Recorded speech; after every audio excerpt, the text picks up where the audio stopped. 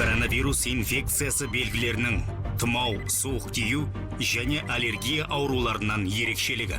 Жоғары температура. Коронавирус пен тұмау жұқтырғанда жиі. Аллергия мен суық тигенде сирек көтеріледі. Шаршау. Тұмау жұқтырғанда жиі. Коронавирус, аллергия және суық тигенде сирек байқалады. Жөтел. Коронавирус пен тұмау жұқтырғанда жиі.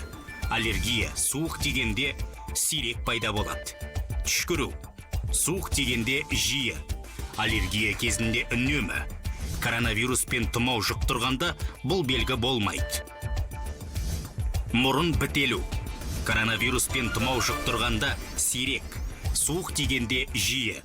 Аллергия кезінде үнемі орын алады. Тамақ ауру. Коронавирус, тұмау және аллергия кезінде сирек.